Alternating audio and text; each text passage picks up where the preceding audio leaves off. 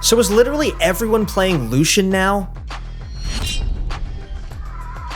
What's going on, Team ProGuides? It's Christoph with you guys here once again to bring you guys the new Korean builds our analysts have found for you guys on patch 10.18. We've gone through tons of different games looking for the freshest builds from Korea to provide you guys with the best chances of winning. We want every single one of you guys to have an edge over your opponents, so you guys can climb the ranks in solo queue. In this video, we're going to go over those secret new Korean builds that we've discovered this patch for every single role. And I do want to mention, if you guys have recently lost one of your games, upload that replay file to ProGuides.com and get it reviewed by a challenger coach in less than 24 hours right now. Yes, you can get to gold, maybe even platinum by yourself, but that's going to take a long time. The challenger coach reviewing your recent game can save you a ton of time. Go do yourself a favor and get a VOD review right now. I highly recommend it. And finally, for our question of the day, what have you guys been doing off Summoner's Rift recently to help you guys find more success in your games? Recently, I've been doing a lot of exercising and maintaining my physical health, which is actually good for my posture and generally good for my ability to play. I don't know why it helps me retain focus, but it also actually gives me some sustain. Like I can actually play 3 games a day if I have worked out and I feel like my body is healthy. Let me know what you guys do outside of the game. I really want to hear it because we're going to be investing in some more content in that category of mental health and physical health as well. All right, guys, with that being said, let's jump into the video. Starting with the top lane, let's talk about a small variation on Maokai builds. Reckless mortals. While we typically see a Sunfire Cape rush, a trend that we've noticed in Korea is that some players opt not to complete the Sunfire Cape. The reason for this is that Sunfire Cape forces you to build armor, which obviously won't help you out in every matchup. In order to gain access to the burn damage, it's a given that players will often build an early Bomby Cinder. Against AP champions, however, what players are doing now is that they're rushing an Abyssal Mask right after finishing a Bomby Cinder. While it provides magic resistance, another great benefit from an Abyssal Mask is the Eternity passive. Catalyst of Aeon provides an immense amount of sustain, as you'll get back health for spending mana and gain back mana for taking damage. Paired with an Abyssal Mask's magic damage aura, you're gaining similar amounts of damage from it, and as well as some early cooldown reduction. There's nothing too crazy about this build, as it's otherwise pretty standard, aside from the order of items. You'll run Aftershock, Demolish, Conditioning, Unflinching, Magical Footwear, and Biscuit Delivery. For items, you're going to be building an Abyssal Mask, Ninja Tabby, Sunfire Cape, Thornmail, Random's Omen, and a Gargoyle Stoneplate. Up next, we've got another tank champion in the top lane with Rammus Top. Alright. While definitely a niche pick, we've actually seen this pick used as high as Grandmaster in Korean solo queue. Rammus's high damage output, tankiness, and favorable matchups into physical damage champions make the top lane habitable for our armadillo little friend. A combination of Thornmail, Sunfire Cape, Rammus's W, and even his passive allows him to stand toe-to-toe with many of the duelists we see up in the top lane. Regardless of whether or not he's jungling, Rammus packs a powerful punch. For runes, you're going to be running Aftershock, Demolish, Conditioning, Unflinching, Triumph, and Legend Alacrity. For items, you're going to be building Thornmail, Ninja Tabby, Sunfire Cape, Righteous Glory, Adaptive Helm, and Deadman's Plate. I like you. I hate to kill you.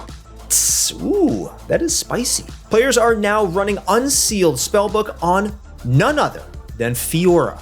Rather than Conqueror, some players find that Unsealed Spellbook yields more success, especially across other duelists. Access to summoner spells like Ignite for the healing reduction, or even Exhaust for the immense combat advantage it provides are extremely valuable on Fiora, who already has plenty of mobility as well as damage. What's interesting about this build is not only the runes, but the items as well. It's got a slightly different twist, so let's go over the build. For runes, you're going to be running Unsealed Spellbook, Magical Footwear, Biscuit Delivery, Cosmic Insight, Nimbus Cloak, and Transcendence. Nimbus Cloak and Unsealed Spellbook synergize incredibly well. You're missing out on a lot if you don't run Nimbus Cloak. When you cast a summoner spell, you're oftentimes committing for a kill, or you're just running away for your life and praying that you live. That's usually the case for me. In either case, Nimbus Cloak is your friend that'll make anything possible. Running Transcendence as well as Cosmic Insight provides a ton of extra cooldown reduction and also opens up the possibility of 45% cooldown reduction later into the game. For items, you're going to be running a Ravenous Hydra, Youmuu's Ghostblade, Black Cleaver, Sanguine Blade, Berserker's Greaves, and a Guardian Angel. You're also going to be split pushing as Fiora anyway, so Sanguine Blade is a great pickup because it provides a ton of stats for its price point. There have been a ton of top lane builds so far, but this is the last one we've got for you. Noxus is lost. And yes, it's coming to one of our favorite champions here at ProGuides, Urgot. Urgot is making a comeback in the top lane, but this time with a new build. Muramana is all the hype right now, and Urgot is joining the bandwagon. Although there's a 50% penalty for on-hit effects, Urgot's W allows him to activate multiple instances of on-hit effects very quickly. Through his flurry of attacks, Urgot is able to make the most out of Muramana's passive. Just be careful though, because while you're dealing incredible damage, you'll quickly find yourself depleting your mana bar as you fight. For runes, you're going to be running Press the Attack, Triumph, Legend Tenacity, Last Stand, Biscuit Delivery, and Approach Velocity. For items, you're going to be building Manamune or Manamune, however you want to say that word, Ninja Tabby, Righteous Glory, Spirit Visage, Death's Dance, and Guardian Angel. Alright guys, that's it for the top lane. Let's take a look at that screen one more time as we head into the jungle. So we've got a new build for LILLIA in the jungle. One item can make all the difference, and this time around, Abyssal Mask has made its way into the jungle as well. Me! A dream come true. LILLIA is a great champion to utilize this item because it provides her cooldown reduction, extra magic damage, and even some magic resistance. First up, let's go over the items. You'll build Runic Echoes, Liandry's Torment, Abyssal Mask, Boots of Swiftness, Rylai's Crystal Scepter, and Zanya's Hourglass. While the order in which you build the items will vary, this final build is really nice because you're building AP alongside health and both resistances. Having both MR and armor strikes a great balance, and you'll be able to deal with all sorts of opponents. Finally, for runes, you're going to be running Phase Rush, Nimbus Cloak, Celerity, Water Walking, Cheap Shot, and Ravenous Hunter. All the standard stuff for her. You'll have access to some incredible mobility and some sustain as well with this loadout. Sanguine Blade has been gaining a lot of popularity everywhere, and the jungle is no exception. Try me. Graves players are starting to build it, and it can honestly feel pretty unfair to play against. In 1v1s or in situations where you're isolated and have to deal with Graves and a +1, you're probably already struggling. Throw in Sanguine Blade, one of the most valuable items in the game in isolated fights, and you've found that a hard fight is now a doomed one. With this build, you're going to be running a ton of lethality. One of the issues with lethality builds is that it leaves Graves a little bit squishier and lacking sustain. Luckily though, Sanguine Blade is a lethality item that also provides him with lifesteal. That's some extra value, and even if you aren't benefiting from its passive, at least you have another lethality item to help cut through a target's armor. For runes, you're going to be running Phase Rush, Nimbus Cloak, Absolute Focus, Water Walking, Triumph, and Alacrity. For items, you're going to be building Warrior, Duskblade of Drakthar, Berserker's Greaves, Edge of Night, Sanguine Blade, and Youmuu's Ghostblade. Finally, we're going to mention Conqueror NIDALEE in the jungle. I will guide you. That is an interesting one. This setup is an adaptation you can make based on matchup or even player preference. With the abundance of abilities NIDALEE has because of her two forms, stacking Conqueror isn't as big of an issue as you might have imagined, as long as she can land the majority of her abilities. Considering how high her AP ratios are, gaining that extra adaptive force can really pack a punch and help you win close fights, since you're also getting a bunch of sustain out of it as well. Against champions that NIDALEE has a mobility advantage over, or ones that she would otherwise lose close fights to, Conqueror is a small adaptation you can make to find more success. Ultimately, you have to be okay trading out the burst damage you gain from Electrocute or Dark Harvest. For runes, you're going to be running Conqueror, Triumph, Legend Alacrity, Coup de Grace, Zombie Ward, and Ravenous Hunter. For items, you're going to be building a standard setup with Runic Echoes, Sorcerer's Shoes, Lichbane, Athene's Unholy Grail, Zanya's Hourglass, and Morellonomicon. Alright guys, that covers our jungle builds. Make sure to check out that screen one last time as we head into the mid lane. Although we mentioned this build a few episodes ago, we thought it would be worth mentioning it again, and that is Fleet Footwork SYLAS. No more cages. This specific build on SYLAS is actually gaining popularity. Originally used by the Shy in the top lane, we're even seeing a lot of mid lane Sylas players use it now as well. Long story short, you trade some damage, but in return, you get extra mobility as well as extra sustain. Fleet Footwork is a little bit more reliable than Conqueror because you can easily get the full value out of the Keystone, while the latter requires you to participate in extended trades or fights. It's a lot more straightforward to use overall. For runes, you're going to be running Fleet Footwork, Presence of Mind, Legend Tenacity, Last Stand, Biscuit Delivery, and Cosmic Insight. Next, for items, you're going to be building Mercury Treads, Hextech GLP, Zonya's Hourglass, Leandri's Torment, Rabadon's Death Cap, and a Void Staff. There's a chill in the air.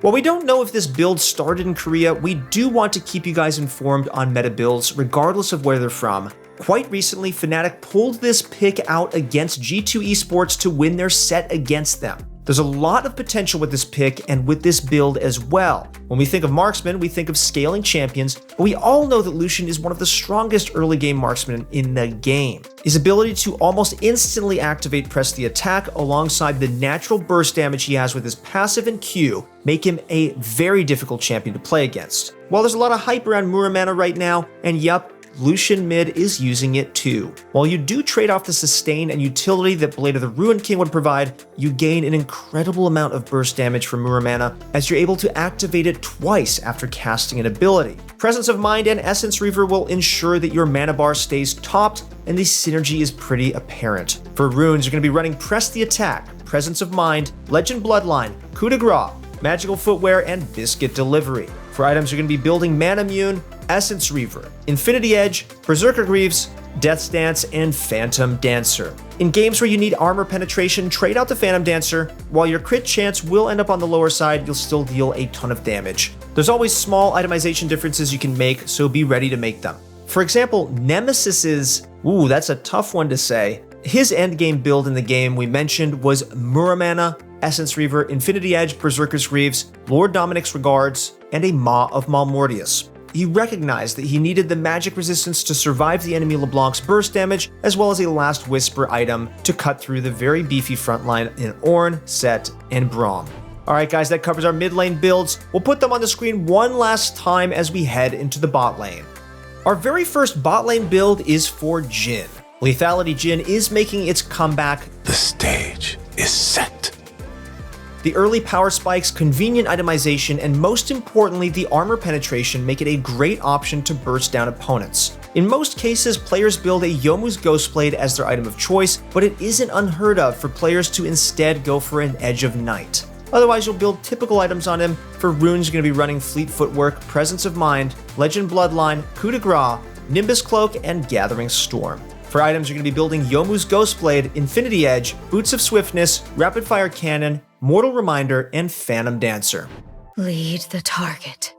Something Korean players are doing with Ashe is that they're now immediately rushing a Death's Dance after finishing Blade of the Ruined King. This provides some extra sustain and defensive stats, which honestly goes pretty well with Ashe since she's mostly chosen for utility. Since Ashe is a champion that typically kites and is able to peel for herself, even if just a little, she'll be able to fight her way out of sticky situations and survive purely through sustain. Having a Death's Dance early on actually makes that easier and gives her a better chance at surviving burst damage that her opponents might throw her way. In comparison, you could have a Runan's Hurricane, which would increase your damage output and also allow you to hit multiple targets at once. However, a lot of players are valuing the fact that Death's Dance can usually keep them alive and honestly buy them time in team fights, which means that they'll be able to deal more damage than they would if they were dead. Doesn't take too much to do that, but you get the idea. By the end of the build, however, she'll end up with a standard itemization with Blade of the Ruined King, Berserker's Greaves, Death's Dance, Runan's Hurricane, Mortal Reminder,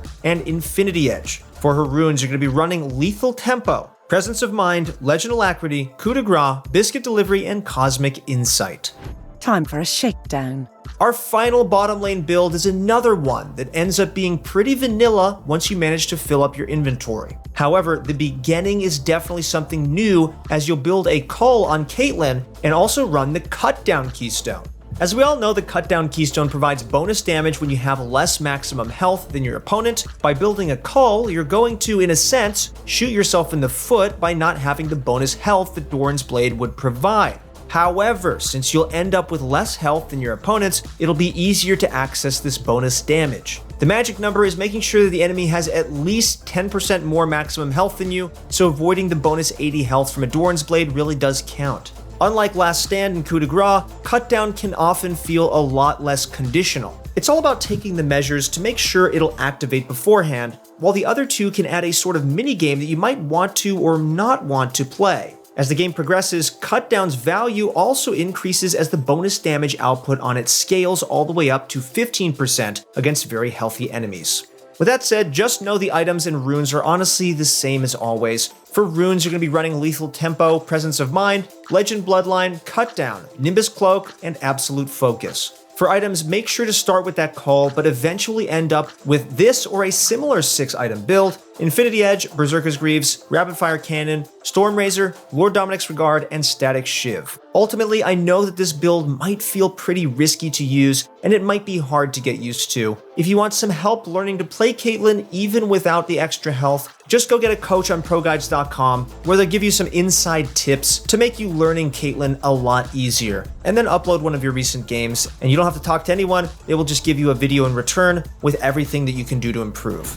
Alright guys, that covers the bot lane builds. Once again, let's take a look at those on the screen one last time as we head into supports.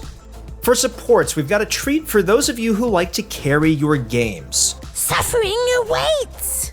Yes, you can carry as a support. There's a ton of support mains in Challenger, and the role of support is actually a really great way to carry your games, because you can make a lot of impact on all the different lanes. So support Veigar is actually finding a decent amount of success in solo queue right now. Regardless of whether you manage to pop off and dominate lane, you're going to provide great utility with your cage. With enough practice, you'll be able to sweet spot it and land those nasty stuns on an opponent, but even if you don't have it down just yet, the zone control it provides is absolutely massive. But let's be real here, you pick Veigar support because you don't trust your team and you just want to carry.